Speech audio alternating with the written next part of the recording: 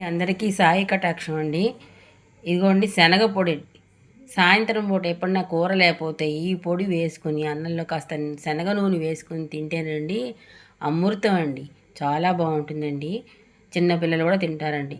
తగినంత కారం, తగినంత ఉప్పు వేసుకుని పొడి కొట్టుకుంటే కనుక చాలా బాగుంటుందండి. శనగ పొడి ఇడ్లీల్లో వేసుకోవచ్చు, అట్లలో పైన చల్లుకోవచ్చు. వేసుకున్నప్పుడు చాలా రుచికరంగా ఉంటుందండి. ఇదిగో ఈ పెరుగు డబ్బాతో డబ్బాడు శనగపప్పు తీసుకున్నాను. చూసారు కదా, ఇగో డబ్బాడు శనగపప్పు. దానికి తగ్గ మిరపకాయలు అవుగోనండి. కారం బట్టి మీరు తినగలిగిన కారం బట్టి వేసుకోండి. మిరపకాయలు మేము కారం బాగానే తింటామండి.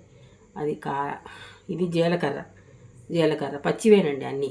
వెల్లుల్లిపాయలు నచ్చితే వేసుకోండి, వెల్లుల్లిపాయలు లేకపోతే లేదు.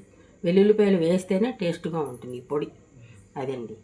ఉప్పు మనం తగినంత ఉప్పు వేసుకోవాలండి. దానికి ఎంత ఉప్పు తగిలితే అంత ఉప్పు వేసుకోవాలి. అదండి, నేను పొడి కొట్టాక మళ్ళీ మీకు నేను చూపిస్తాను. అది. ధన్యవాదాలండి. ఇదిగోండి, శనగపప్పు పొడి కొట్టాక ఇట్లా వచ్చింది. కమ్మగా ఉంటుందండి. వేడి వేడి అన్నంలో శనగ నూనె వేసుకుని తినాలండి. ఇది శనగ పొడి. అది బాగుంటుంది చక్కగా. నా వీడియో కనుక నచ్చితే లైక్, షేర్, సబ్స్క్రైబ్ చేసుకోండి. ధన్యవాదాలండి అందరికీ.